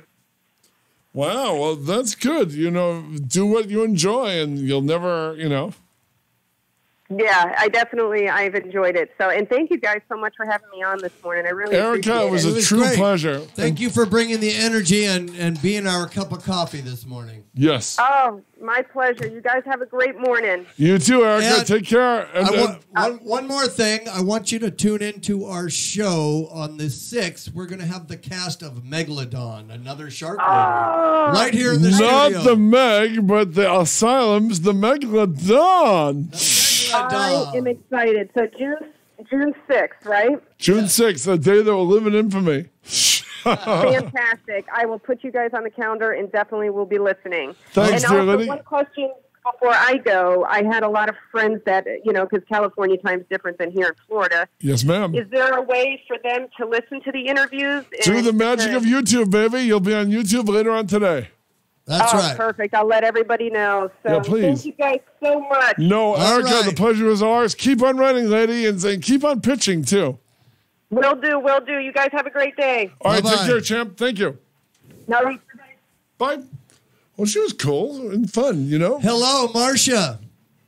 Good morning. Wow. Wow. There wasn't a second to spare from The one guest lovely to the Marcia other. is with us. Wow. By the way, we salute your service. Oh, I thank you. You've got a great voice for radio. Where are you and everything calling else. from? Oh, I'm calling from Mobile, Alabama. Wow. That's where they shot Close Encounters of the Third Kind, by the way. Yes, it is. Wow. And that's where they poisoned Steven Spielberg's dog, Elmer, unfortunately. So, wow. So how long have you been in Mobile? I've been in Mobile for about 3.5 years now. Where were you born, Marcia? I was born in Newburgh, New York. Wow. Okay. And where else have you lived? Are you an Army brat before you joined the service? No, actually, I lived in Newburgh most of my life. Cool. Split time between Tampa, Florida, and Newburgh. So I guess you could say I moved around a lot. Wow. Very nice. And then, and then in my military service, I lived all over the world. Really? Wow. Talk about that. Well, By the way, but for our readers, in... I'm sorry, Marcia A. Vega is with us, the lovely actress, talent, and everything else. And then, Air Force veteran. Air Force veteran. That's right. Wow. That's right, yeah. I was stationed in Spangdahlem, Germany for 3 years at the beginning of my career. Cool. Then I moved to Pope Air Force Base in North Carolina. And then they shut that base down and they moved us all down to Moody Air Force Base in Georgia, in Valdosta, Georgia. Let's see, I was in South Korea for about 15 months. Wow. Probably nicer than North Korea. Probably, yeah, just a little bit. Not much, just a little. I'm kidding. It was wonderful over there. Let's see. And then, of course, while I was stationed at my permanent duty stations, I went what they call TDY, which is temporary duty, quite often. I've been to Nellis Air Force Base out in Nevada, in Las Vegas. How close to Pahrump? How close were you to Pahrump, Nevada? Oh, I don't even know. Okay. To tell you the truth. I've been to Iraq. I've been to Qatar. Wow, so I've been all over the place. Yeah. Interesting. So you were trained as a munition systems technician. Yes. Yeah, yes. So what's all involved with that? I worked air and ground munitions. So anything that could explode or be fired out of a weapon, I had my hands on. So I did a lot of warehousing. Yeah, I did a lot of warehousing of the munitions. So anytime they would come onto base, we'd have to store them because there's like certain storage requirements depending on what the asset is. And we would make sure that they were placed in the right place. So that way there wasn't a lot of exposure to the explosives. How the hell, by the way, if I can jump for a minute, how the hell did you get into Mississippi River sharks, which I really enjoyed? Oh, really? Okay. Yeah. So one of my acting coaches down here on the coast was contacted about being in the film because his brother starred in the film. Oh, this is Jeremy London, Jeremy right? London. So Jason London's brother. Jeremy London. And Jason was the lead in the film. And so Jeremy was contacted because he's got a lot of students. And they were asked, hey, would you like to be a part of this? And would your students like to be a part of this? And, of course, he jumped on it. And he's like, of course, I want my students to get as much experience in front of the camera and behind the camera as possible. So he hooked us all up. Wow. Yeah, you've got an honest-to-God credit in it, which is cool. Yeah. Yeah, wow. And so a lot of his students actually had good roles in that film. The sheriff, that was Nathan Smith, and he is also one of Jeremy's students, and he does a lot of things here on the coast as well. Wow! Now, were the sharks all CG, or because you were there for a couple of the attacks? Were the sharks CG or were they mechanical? They did have one mechanical shark, but for the most part, it was CG. Boo! I know. What scenes were where they did the mechanical shark? How big was it? I wasn't on set when they did the mechanical shark. Just the CG one? Because you're a spectator for one of the gorier scenes. Boo! Yeah, I was there on set when they had the one where the gentleman fell into the water and his wife and him are on vacation. Yes. Yes, that was pretty fun. So basically it was, look at this tennis ball as opposed to a cool mechanical shark. Right. Well, no, they actually had a very large piece of plastic or foam that was covered. Wow, really? So it kind of, yeah. So it kind of looked roughly about half the size of a shark. Okay, all right. So they did have a stand-in for him. Okay. Oh, yeah. Yeah, absolutely. That's reassuring. I thought there was no shark. Well, that way everybody's eyes and could get their reaction and they could follow the exactly. shark. Yeah. Wow. Exactly. How long have you studied with Jeremy London? I've been studying with Jeremy for about a little over a year now. Wow, very nice. About a year, about a year and 5 months, almost a year and a half. What'd you get your SAG card on? Well, actually, I'm non-union still. Oh, okay, cool. You'll probably work more where you are, actually, by being non-union. Yes, because we're a right-to-work state down here. Yeah, there you go. That's why they love you. They love you. They love Georgia. They love Tennessee. Wow. Mm-hmm. So down here, I'm not going to push the union and not push the union. Right. But it's more beneficial to a lot of us to remain non-union until we get to that point where we're a must join.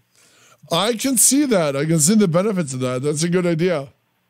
Mm-hmm. Wow. Yeah. So and I know the benefits of being union are great for the states that, the union works best for them. Right. Mm-hmm. But what got you into acting, Marcia? Was it something you developed a taste for while in the service, or? When I was a child, actually, I caught the acting bug. I was lucky enough to go to a school that had plays every year for each grade. So I was always in every one of the plays. And then I did Revolutionary War reenactments. Oh, really? Winter Wow. Cantonment, yeah. That sounds like fun. It was a blast. Because in my hometown is actually Washington's headquarters. We're just north of West Point. Wow. So George Washington had his headquarters right there in my town. And the encampment where all of his troops slept was right up the road. So that's where, I don't know if you know anything about history, but there was what they call the Newburgh Conspiracy, where his troops were actually going to mutiny against him. Whack him, yeah. I've been through your town, actually. I remember that from the tour guide. Yeah. So at the New Windsor Cantonment, where his folks camped out at, where his soldiers camped at, that's where we would hold all the reenactments. Wow. Yeah. And then as I got older, I just kind of let it fall to the wayside. And I did ROTC in high school, and I loved it, and I was going to join the military, but life happens, and that got put on hold, too. And then I worked at Busch Gardens down in Tampa, Florida as a scare character. Were you a mermaid? Were you one of the mermaids, or were you one of the parrot girls? No, actually, it was for their hollow screens, the Halloween haunted house thing that they do down there, where the entire park gets turned into this big scare zone. Yeah. So that kind of got me re-going with acting again. And then September 11th happened. Ooh. And at that point, I was like, okay, it's time. I dropped everything. I joined the military.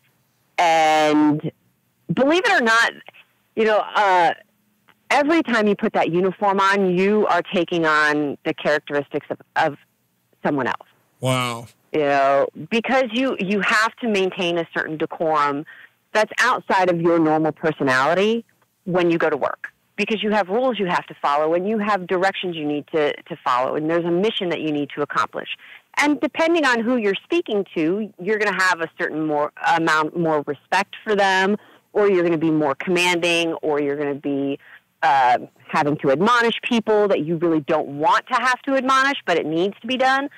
So you learn to create different personas while you're in the service to be able to adapt to the situation for what it's called for. Interesting. And then when I got out in 2014, I decided I was going to go back to school once again because I am an avid learner. I love spending time in school. Wow. And I started going to school at the University of South Alabama for theater and geography. Interesting. Tell us more. Yeah, and I spent about a year and a half in the theater program. I got to work in the scene shop building sets for the stage, which I loved because I got to take what I learned in the military and put it to use on the stage. Because we did a lot of our own building for our assets. So if we needed pallets built or if we're shipping stuff off, they have to go in these big cargo containers, and you have to do what they call blocking and bracing, where you're building wooden walls and floors and making sure nothing moves inside there. And then I worked in the costume shop too, and I've been sewing since I was 4 years old. We didn't have any money, and my aunt was like, okay, you want doll clothes? Let's sit down and I'll teach you how to sew. So at 4 years old, I'm making my own doll clothes. Wow. Yeah. So when I moved into the costume shop, it was like the perfect fit. And then I'm doing main stage productions. I did Shakespeare's As You Like It, which was the first main stage that I did, and it was phenomenal. And then I've done some Black Box productions too, which are your 10-minute one-act plays. And then I decided that theater really wasn't my genre, and I started looking into doing film and television training, and that's where I got introduced to Gary Grubbs. I don't know if you know who Gary is, but if you see Gary's face, you go, I know who that guy is. Popular character actor.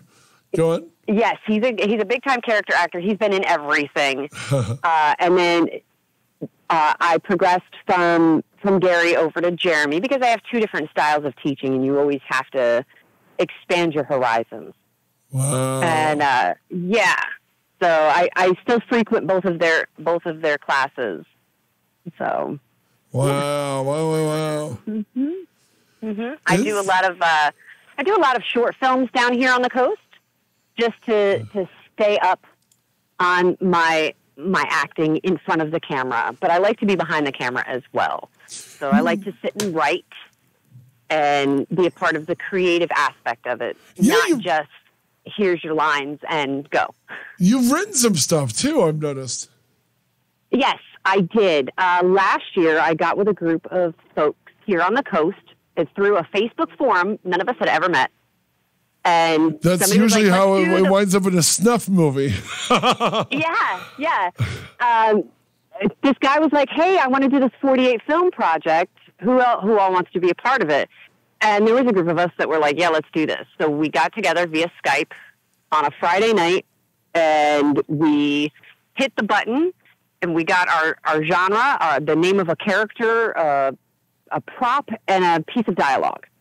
And we had 48 hours from that point forward to write, film, edit, and submit this film. And it's called Bella Wood. And we were one of 16 out of a couple hundred entries that got selected to be screened at the Directors Guild of America out in L.A. in March. Awesome.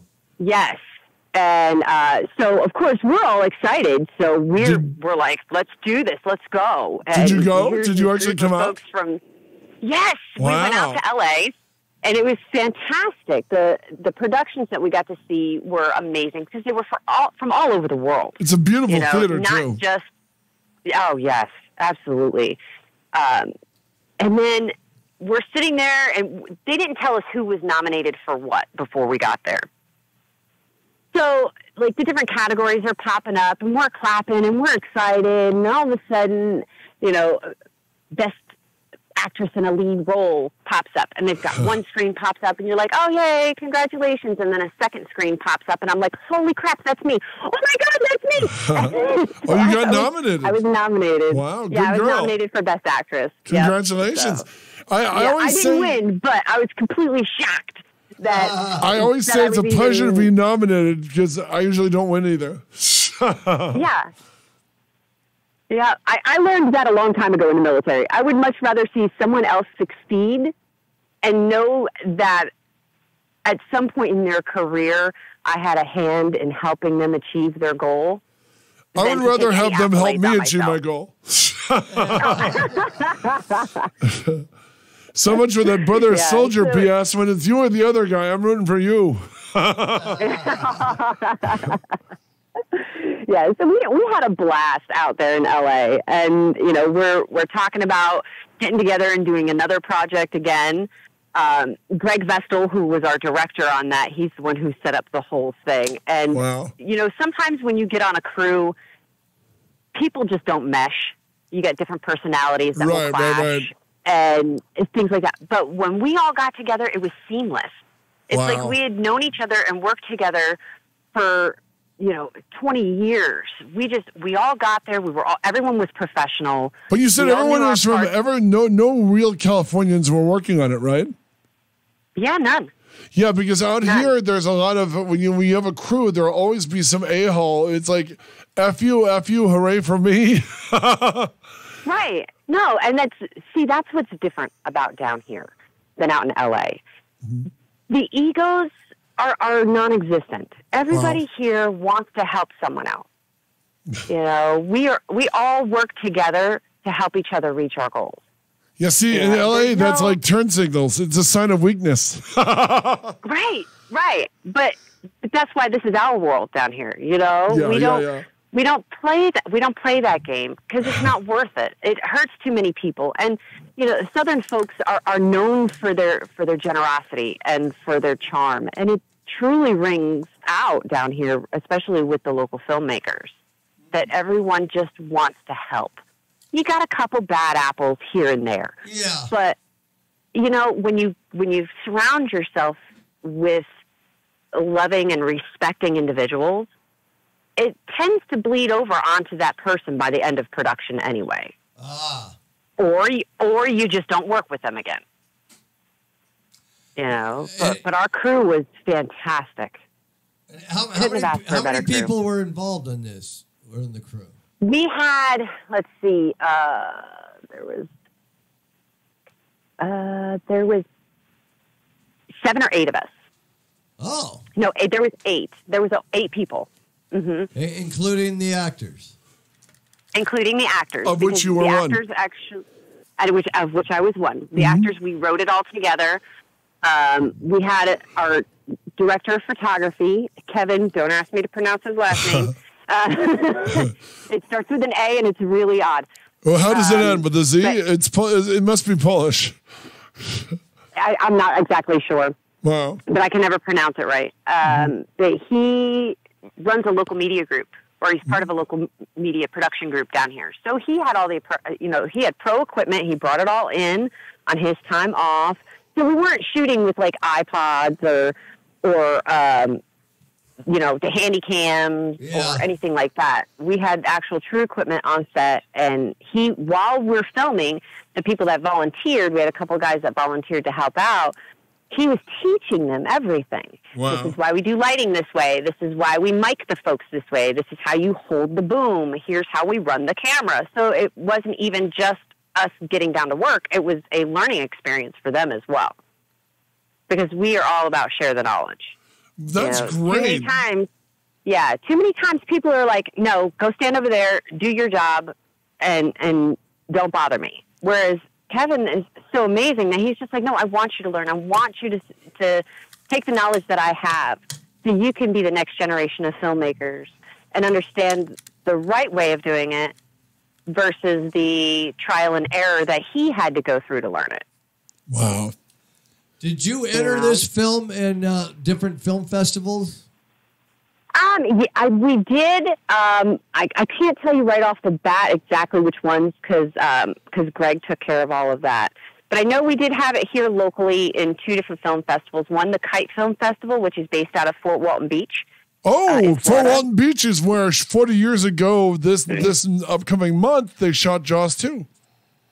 Yeah. Wow. Yeah. Uh-huh. And then we had one, it showed here at the Azalea Film Festival in Mobile. Wow. Hey, can I ask, Marcia, when you were in Iraq, were you seeing combat? I was not like on frontline combat. No. Thank God. Okay, good. Yeah. Yeah. No, we got lucky that I was part of the A-10 unit from Moody. I've been with the A-10s my entire career, from Germany to North Carolina to Georgia to South Korea. There's A-10s all over the place. Wow. But I was lucky enough to be with that airframe the whole time. And so we try to keep the A-10 locations as far away from that as possible. That's preferred, I think. Yeah. Now, there's times I've had some friends that were in Afghanistan who were taking mortar fire. Wow. But we were lucky enough that the location we were at, we were patrolled and kept at a safe distance from the enemy. So interesting. And as a woman in the service, was it a good experience for you or not? Or there were ups and downs, just like with anything else. It was predominantly male career field. Wow. In a time before all the PC actions started being implemented. So we had some rotten apples that would, make comments that probably shouldn't have been said. Wow. And yes, a lot of them shouldn't have been said. But, and I don't want to say this like as a bad thing, but you learn to adapt. And you learn to stand up for yourself and what you know is right. And you make it known. I don't appreciate comments like that. It needs to stop. It will not happen in my presence. Wow. Plain and simple. It's impressive. I'm ready to salute you right now. Well, but it's a lot of downtime in between some missions, but then there's a lot of hard work that gets involved. So there's high stress, there's high activity, and you just kind of learn to roll with it. And as a woman, I'm expected to work the same as a man. So we're not physically built the same. Our muscle structures are not anywhere close to being the same. And so I would have to adapt how I did my job with all the heavy lifting and the long hours of it, I would have to adapt my physicality to meet the mission requirements. Interesting. Yes. So what would normally, there were sometimes we'd have to pick up cans of ammo that were 150, 200 pounds. Wow. Some guys can pick that up by themselves. Whereas I was 109 pounds soaking wet. And that's with my steel-toed combat boots on. It was, I would have to adapt. So I would get another young lady or another guy to come and help me lift it. So that way I was still a part of the team. I was still doing the mission, and we just have to adapt, Interesting. But it causes a lot of strain on your body that you wouldn't normally have been put it through. Wow. To me, that's intriguing, actually, that you have to do all that, Yeah. Oh, yeah. Yeah. It's a tough job, but somebody's got to do it. Wow. And you've got to have the right mental fortitude to go to bed at night, that's for sure. What's the heaviest munitions, like shells that have to be loaded, like in cannons and stuff? What's the heaviest? The heaviest round of ammunition that I ever had to deal with was the 105 rounds, which is for the C-130 gunships. And so they're, I don't know, about 3 feet with the casing and the projectile. Really? Wow. That's the big size right there. And that's a rough estimate. Because the casing itself is about a 1.5 feet tall. And then the projectiles probably protrudes up, I don't know, about another 9 inches above that. Maybe 2 feet. Wow. 2.5 feet. Interesting. Yeah. But I did get to deal with the Moab, and the Moab is amazing. Tell us about that. You actually had the Moab at your disposal. Talk about that. I did, and I have pictures on my Facebook page of me sitting on top of it. Wow. Cool. See, if you told us that yesterday, we would have posted it. Oh, okay. Yeah. Well, I can't go into specifics, of course, but there was a location I was stationed at when the Moab came in, and we were just in awe. Wow. It was like the skies opened up and the sun rays were beating down upon it. One of those magical moments that everybody's just like, oh, wow. It must have been amazing. Oh, it totally was. Wow. We became 5-year-olds at that point. We're all giddy, and we lost all of our military bearing, and everybody's we didn't have selfies back then because you weren't even allowed to have the cameras in the bomb dump. It's the munition storage area, but we nicknamed it the bomb dump. Wow. So you're not allowed cameras in there because there's stuff that should not be seen. Top secret. I'm not going to go into details. Yes. Well, kind of. But yeah, so this predates the camera phones.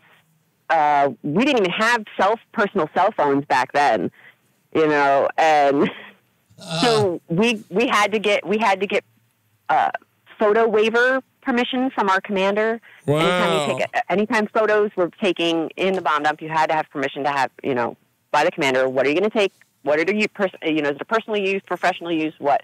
And so did you say Facebook page? It's an effing GBU 43 for God's sake. Well, because it's okay now. We had permission to use it, but this predates Facebook. Wow. Marcia, that's amazing. Yeah, so it was great. It was absolutely great. And then it became a circus because everybody on base found out that we had it.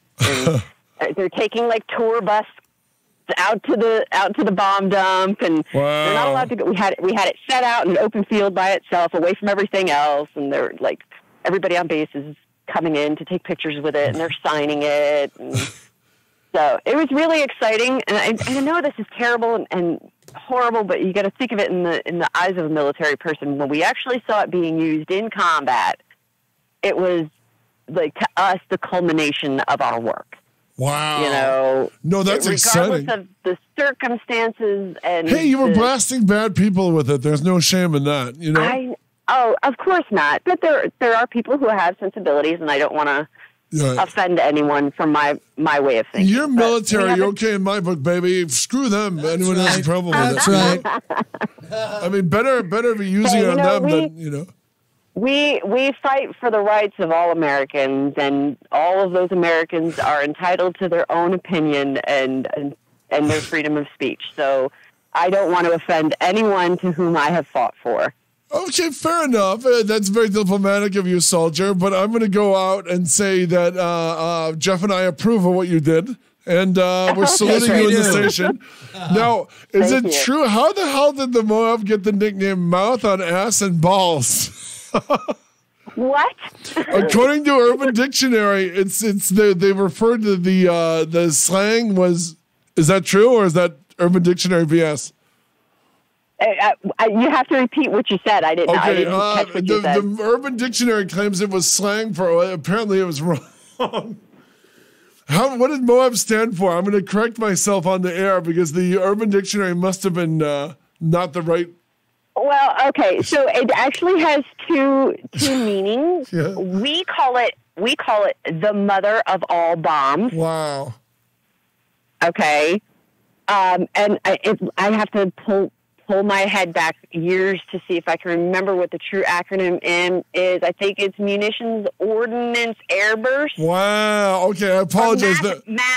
It's mass ordnance airburst. The Urban Dictionary had a different definition for the word, so I apologize. Well, the Urban Dictionary is kind of just like Wikipedia. Anybody can go in there and write anything down. I hold my head in shame, woman. Right? No, I can go on to Wikipedia tomorrow or today and edit anyone's Wikipedia page and put whatever I want on there, and people will take it as fact. Wow, that's horrifying.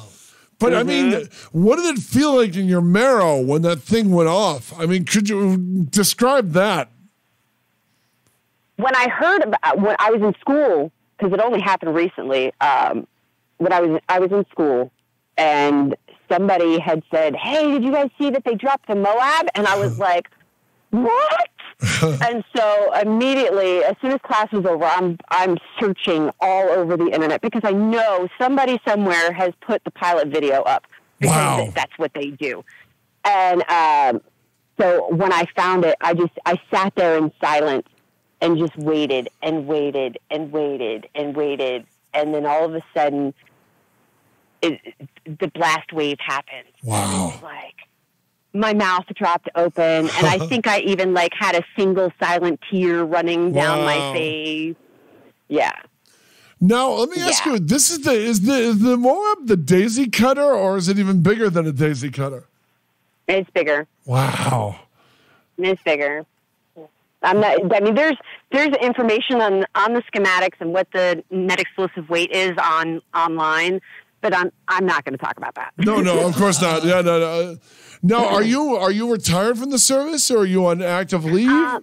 If I can ask, I am medically separated from the military. Wow. Yes, I was medically separated in 2014 after 12 years of service. Wow. But you're okay, right? After Well, I have some physical things that are wrong with me that prohibit me from remaining on active duty. So no, but nothing life inhibiting, right? No. Good. That's kind of what I was saying. I have all of my limbs. Thank you. I was being discreet. Yeah. No, I have all of my limbs. I was lucky enough to come out of there without any combat injuries. Oh, thank God. Okay, good. So many of my brothers and sisters were not as fortunate, and many of them have lost their lives. Jeez. But they gave it to a cause so we could go on and we can survive. Wow. That's heavy, actually. It's the truth. It's an unfortunate truth that any one of us had to give up our lives, but so the Americans can live free. Wow. That's in a world of peace, and that's the important thing. That's true. I love that you can do something fun like acting too after such a serious career, you know? Well, acting actually helps a lot, believe it or not. I mean, there's some things that I've experienced that has left me with some PTSD. Wow. I'm not going to lie about that. But acting actually provides an avenue for me to work through those emotions. And I don't know if I can't remember the guy's name right now. He plays in the new Star Wars programs. The movie? I want to say Kylo Ren. You're talking about Kylo Ren. Kylo Ren was a soldier, Yeah, he actually runs a program where he goes around to different military bases and puts on performances there for the active duty members. And he said something that kind of struck a chord to me about how you actually met him? He had all these emotions. Well, I haven't met him, but I have followed some of his stuff. I'm sorry. Yeah, I've read a lot about him. And he had said something one time about how his experience in the Marines has caused him not to be able to express his emotions or even deal with emotions because he didn't understand them. Wow. And that acting was a way for him to work through those emotions and to get them out. And when I read that, I was like, yes, that is exactly true. Acting has allowed me a way to deal with these emotions that I can't put a name to and release them on screen, or even when I'm rehearsing and building my character, what's going to work best for the character in this scene or this line, and it allows me to release all of that and work through it. So it helps me rebuild my mind, so to say, with how to react to certain things in my life. Wow. In the military. Mm-hmm. Now, can you respect his service even if he killed Han Solo? Oh, yeah. We had to check. because it's not Kylo Ren I respect. It's Mr. Driver I respect. Well done, Blondie. No. We know what happens on that screen is a bunch of us in front of a green screen and somebody hollering instructions, and then they just ADR a bunch of stuff in. Jeff is still mustering a silent tear over. Mm-hmm. No, Marcia, I gotta ask, as a both a vet and an actress, what drives you crazy in war movies? Every vet friend of mine, lay it on us, woman. My God! Oh, okay. Let's go back to Star Wars for a second. Yes. Okay, so in the what episode number 8? Mm-hmm. 7, episode 7. They are in at the Rebel Fort, right? Right. Rebel base, yeah. Yeah, you see all these hangars, and that's where they're hiding everything at, all this other fun stuff. Well, let me tell you, that is a bomb dump. Those buildings are what you call earth-covered igloos. That's where we store the munitions at. Really? I didn't know that. Yes. And of course, because you're not an ammo troop, you don't work with those buildings all the time to go, oh my God, that's they're in a bomb dump, And so you recognize things like that. You like markings really drive me crazy on explosive packaging. Like somebody will have cans of ammo and the markings are incorrect. It should read front towards enemy, right? Huh? It should read front towards enemy, right? Oh, that's for Claymore. Oh, sorry. That's for Claymore mines. Yeah, the Claymores say face towards enemy. But yeah, no, there's different markings that go on the boxes, and I understand why they wouldn't put it on there for Hollywood purposes, but it still drives me up the wall. Or that they don't have explosive placards on them, because if it's higher than 1.3, it has to have an explosive placard on it. Really? So it's oh yeah, they're little they're like diamond-shaped orange placards. They're about 4 inches by 4 inches, and they'll have 1.1, 1.2, 1.3, 1.4, and so you won't see those on there because they're going to stand out on the film. You don't want to have them all on there because they're supposed to be props, and they're not supposed to stand out. But in real life, that's what they do. Because you have to know the explosive hazard when you walk into something. Yeah. And then what else drives me crazy? Uniforms. Uniforms, when they're in their Class A uniforms, which is their full service dress, they'll have like the lapels that are on the shoulder. Right. They won't be tucked in under the collar. Sometimes they'll be like sitting on top of the collar, and I'm like, that's a 2-second fix. Or when they have their hat on wrong, or when they salute wrong, it drives me up the wall. Okay, what's the worst female soldier movie out there right now? What is the last one that you saw that made you spit coffee? Oh my gosh. There's not many. There's really not. There's ones that they have females in them, and they're like hairs in a ponytail. No, you don't wear a ponytail. There are some girls who do, but their hair is too short for them to put it in a bun. Okay? And so, yeah, they have to have a ponytail. But you're not going to have this woman who's got, 10 inches of hair hanging off the back of her head that protrudes down the back of her uniform, because your hair is not supposed to touch your collar. Really? Yeah. Yep. It can't protrude down past the bottom edge of your collar, and it drives me nuts. And bangs. Like women wear their bangs cut short. Yeah. Well, when you have your hat on, your bangs are not supposed to come down in front of the hat. So Really? like you have your hat on, your bangs, yeah, because it's not supposed to touch your eyebrows. Wow. Your bangs are not supposed to touch your eyebrows. Wow. Or the makeup that they wear. Each branch of the service has their own regulation for females wearing makeup. Right. Tell us about that. In the Air Force, you're not allowed to wear red lipstick. Wow, really? Because it makes you stand out. Yeah, it needs to be flesh colored. Interesting. Wow. Mm-hmm. Because if you're wearing this fire engine red, no, it stands out. Wow. And you're not supposed to stand out as an individual. You're supposed to be part of a team. And it's a distraction. Wow.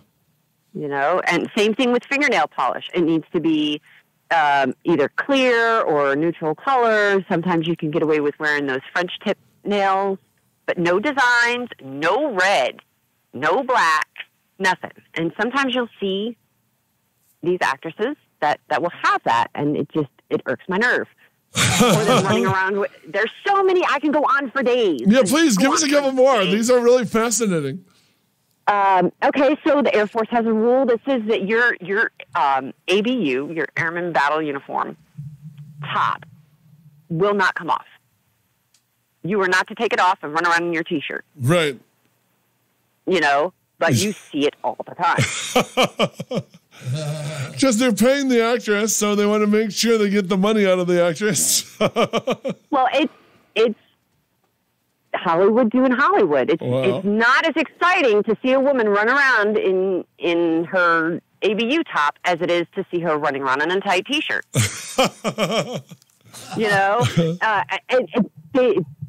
They have a way of always sexualizing a female character. That's true. Well, not always, but a 90% of the time. Unless she's Jessica Tandy, yeah. Right. You think of those things and you go, okay, well, I understand the culture is changing now with the Me Too movement, which is great. But the actresses, and this is nothing against the actresses because they all work hard and they do their best job that they can, they're not a true representation of the females that are in the military. We're not all these tall, skinny, beautiful bombshells. There's a lot of them who are short. And I'm talking like 4'9" that will get out there and bust their hump harder than a lot of the men. And so and they have to work double hard because of their height. We're not all skinny minis either. We've got a wide variety of size when it comes to the female form, because why? We have babies. And we don't all shrink back down to pre-baby weight within 6 weeks of having a baby. Wow.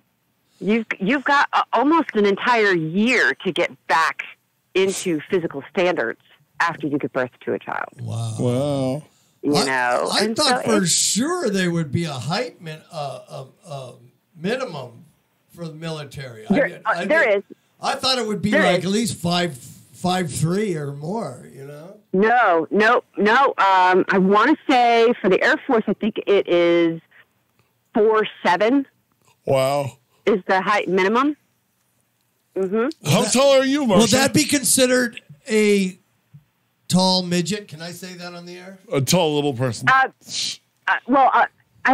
think that, and correct me if I'm wrong, I believe the classification for a little person is 4'6" and below. Wow. Oh, because we had a young lady. Yeah, we had a young lady who was 4'7", and she used to always joke that she's just a tall little person, But she was very short stature. How tall are you, Marcia? I'm 5'4". Okay, cool. All right, so you're petite as well, but not tiny like that, Right. Yeah. And it makes it tough when the bed of the truck that you have to load stuff on is like right above the chest line. No, yeah, I hadn't thought of that. You gotta lift the stuff up and put it on the truck and tie it all down. But you make it happen. You work. You do what you got to do to get it done. How much lift do you have with military boots? An inch? How much lift do I have? In about your an heels. inch. Yeah, about an inch. Okay. About an inch. And what movies get it right, in your opinion? I mean, I'm guessing you're not that impressed with G.I. Jane. Well, G.I. Jane came out way before they started allowing women to get into more of the special forces classes. So I don't know. I wasn't in the Navy. So, and I definitely never went through SEAL training, so I couldn't tell you if they did it right or they did it wrong. But I can tell you that the Air Force does not allow women to shave their heads. Really? So to me, you're not allowed to have a shaved head. Wow, I did not know that. Yeah, well, every branch is different. And isn't the Air Force the hardest branch to get into? I mean, there's a lot of tests you have to take to qualify. Everybody takes the same test. It's called the ASVAB. There's a whole bunch of different tests within the ASVAB, kind of like your standardized testing that you do in school. Based off of what your score is for each one of those categories will determine what your overall QT score is.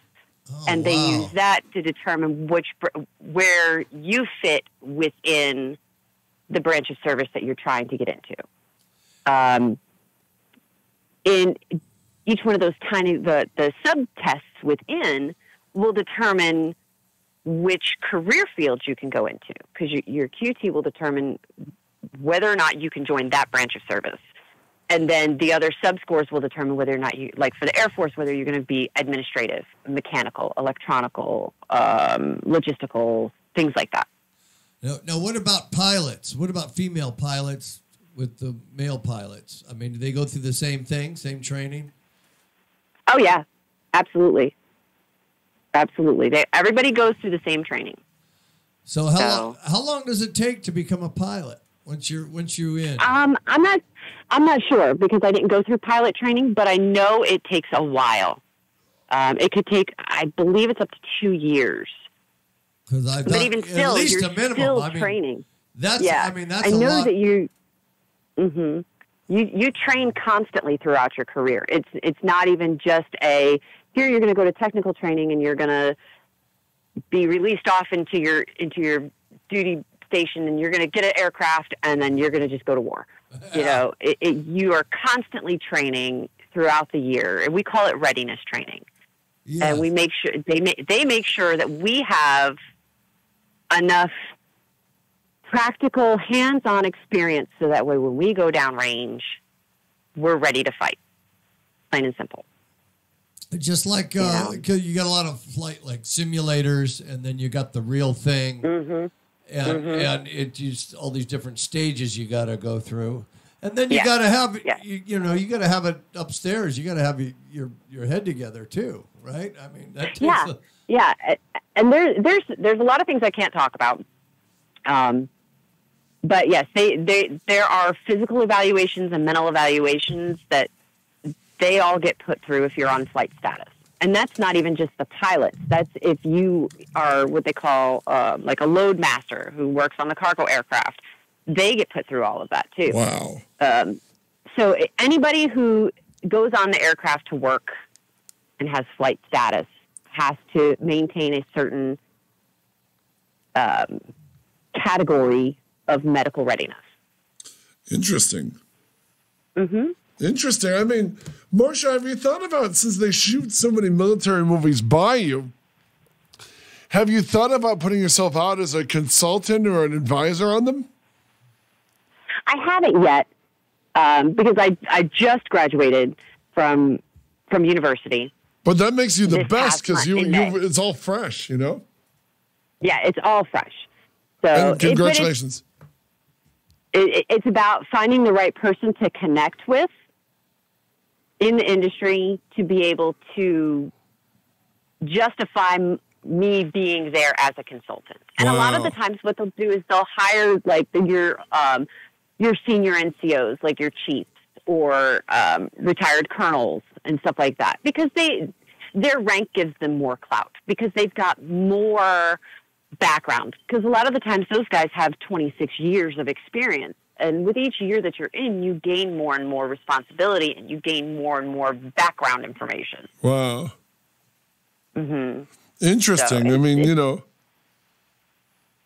It's just a matter of finding your foot in the door. But that's really exciting to me. You know what I mean? I mean, you know your stuff. I mean, it's really fascinating to hear you talk about it, you know? Yeah. Yeah. Wow. Like I said, I'm an avid learner. Whenever I had downtime, I was always in regulations. Wow. Always reading to find out more information because I wanted to be the technical expert. So that way, if somebody had a question, I can help them learn and where to go to learn. Interesting. And not just be that guy who has all the information and keeps it to himself, because we all know that person. Yeah. Yeah. The spy, basically. Well, I know. Yeah, exactly. He's the guy that you go and ask him a question, and he's like, go figure it out on your own. Wow, yeah. Instead of taking 5 minutes of your time to offer someone else assistance. Wow. Mm-hmm. That's really interesting, though. I mean, when you go over the details like that, so you just graduated this month? Yeah, in May, yep. Wow, congratulations. Did your parents come? Thank you. Sure. No, my folks are a little bit older, and they've got some medical issues that hinder them to travel, and I understand that. And it's cool. It's not my first degree. It's not the first time I've graduated, so this one, my oldest son was able to come to, and that was more important to me to have my child there. Sure. My other one wasn't able to make it because he's actually goes to school in Virginia, so he wasn't able to make it down. Was this your master's? My oldest one. Was this your master's, Marcia? This was my second bachelor's. Wow, good girl. Wow. Mm-hmm. Thank you. What was it in? I had put my master's on hold to go into a more of a science background because the STEM program right now is so important, and there's so many more opportunities out there for learning in the STEM programs than there is with, like, my first degree is in management. Or, I'm sorry, my second degree is in management. My first degree is actually in munitions. Really? Yeah. I have an associate's degree, Associates of Applied Science in Munitions Technology that I achieved through what we call the Community College of the Air Force. After so many years of being in, you earn college credits for all of the classes that you have to take because it's a technical job. You know, and so as long as you get your core education classes out of the way, you take all of your leadership courses that you're required to take, and you take all of your explosive training, and that's from tech school and what we call career development courses, and this program called ASCOMAC out in California at Beale Air Force Base, where you actually go and it's a simulated deployed location and you learn every type of bomb and their configuration and missiles and how to set up a bare base operation to get the frag moving. Wow. You know, to get it out to the flight line and make sure the pilots are gone. You know, so it's all technical. So you earn college credits for every single one of these. It's regionally accredited. Wow. It's true courses. Yeah.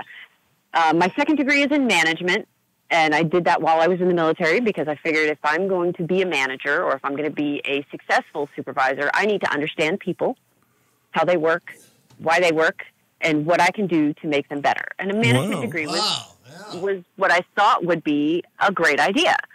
And then I started working on my master's program while I was in, and I was going to school for a Master of Arts in English and Creative Writing because I love to write. And there's so many things, so many stories out there. But when I got out, I put that on hold and actually went to ground school for theater and geography. Interesting. Mm-hmm. Wow, look at you. That's really fascinating, you know? Yeah. I love to learn, that's for sure. Wow. Well, you're a lesson to us all, woman. Hey, what did you write? I saw you wrote some short films. Talk about your work. Well, I already talked about Bella Wood. Mm-hmm. I worked on that one there. And then I wrote one. It was a local group. We got together and did this little festival here in town called the Mobile Bay Film Scramble. Wow. And what that is you go to this meeting, you pick out of the hat, or they assign you a genre, and you have like all these different things that you have to put into your film. Uh-huh. And you've got like a week to 2 weeks to get it all done. And we wrote one called I wrote one called Her Home that we did for the Scramble. And it was almost kind of like a Three's Company type scenario where there's but it was switched. Instead of two girls and a guy, it was the girl who owned the home. Her husband is deployed, and she moves her cousin into the house to help pay the bills and maintain the home while he's gone. Well, he is lazy and never wants to work, and then he moves his buddy in, who's going through a bad divorce and is just taking him for everything. And the two of them are always scheming to con people out of money versus actually going out and getting a job. You know, they waste more time trying to con people.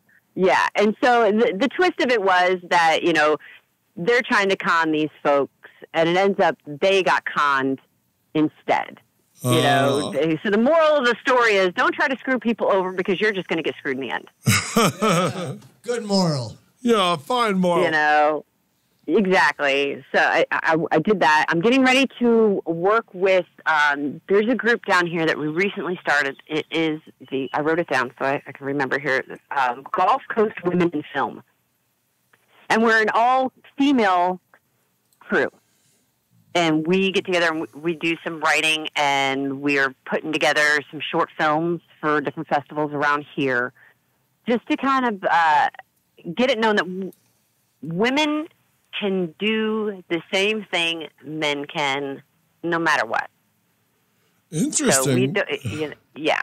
It's very empowering to us to be able to put this together because we're older, so we come from a generation where we've always been taught to kind of depend on the patriarchy, you know, and we're taking that independence back.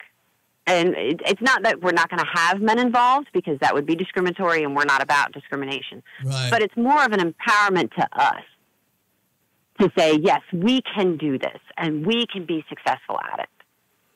And it's also telling stories from our point of view. Interesting, because a lot of times we see the male point of view in a lot of stories. It's not a bad thing. It's just the norm. And we want to take the norm and we want to twist it so that way people can see a totally different perspective of it. Oh, wow. Look at you. Awesome. Mm-hmm. Now, we're in the last 5 fun-filled minutes, Marcia A. Vega. You want to tell us how we can follow you on Facebook and keep track of your work? Yes, absolutely. I have my fan page, which I prefer to people go to. Oh, yeah, please. Okay. Yeah, we'll make it that way. Started on my personal page. It's Marcia, Marcia Vega, Vega. That is my fan page on Facebook. You can follow me on there. I also run a social network, not a social network, a social networking site called Mobile Actors Social. And we meet twice a month where we all sit around and talk about what's happening in the industry, and we help each other with our resumes, and we critique each other's headshots, and we talk about the different training we've gotten, who's offering what. We do on-camera stuff every meeting, so that way people are getting over their, especially the newer actors, they're getting over their insecurities of being in front of the camera. Because that's the biggest thing, is so many people want to be actors, but they're afraid to get in front of the camera. So they're embarrassed. So we work on that all the time. Wow. So you can follow me on Mobile Actors Social or Marcia A. Vega. I am also on Instagram at Marcia A. Vega as well. And what gigs do you have coming up, Marcia? Is there anything you can talk about? I have a film that's in post-production right now. It's called Siren. That's the working name, and it's going to be changed here soon, but we don't know yet. And that'll be coming out soon. It is it's a medium-length feature, and that is through Fullville Films, and it's probably going to be just film festival work. Wow. I have one that's in theaters down here locally right now. It's a feature-length film where I played a supporting role. It's called Cornbread Cosa Nostra. Yeah, talk about that. Tell us about that. Yeah, Cornbread Cosa Nostra is a film based on a true story that happened in Biloxi, Mississippi back in the 80s. There's this organization called the Dixie Mafia down here, big crime organization, that they were running a scam out of a prison, and they were laundering money through a local lawyer and the guy in prison's girlfriend, Mary. And I play Mary. She's a former prostitute who hires a hitman to take out a judge and his wife. And this story is all around the FBI trying to take down the Dixie Mafia and bring everyone to justice for this murder. Wow. Hey, Marcia, go on. No, and that's through Running Wild Films. You can follow them on Facebook as well. And he's got a whole bunch of other projects that are coming up, and that's director Travis Mills. Wow. And yes, and so there's so much more that we just don't have time to talk about. Yeah, well, that's why you got to come back. And when you're in town, come sit with us in studio, okay? Yes. Absolutely, yes.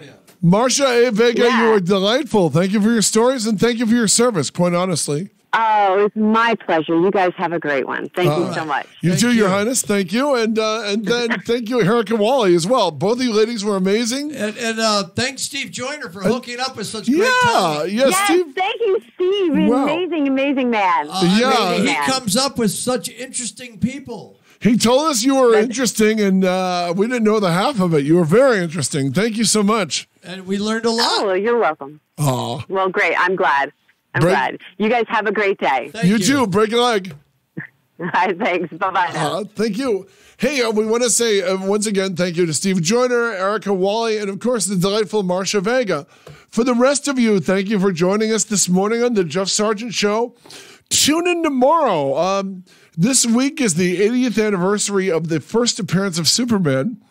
And tomorrow we have a really cool guest. We're going to have Glynis Pruitt, comic shop owner, cool chick, roller derby girl, talking about her shop, comics, and the state of the estate. All right, ladies and gentlemen, whatever you do to live, drive, or survive, be well. We'll see you tomorrow. All right, goodbye. This is for Punk Lighting. This is for Punk Lighting.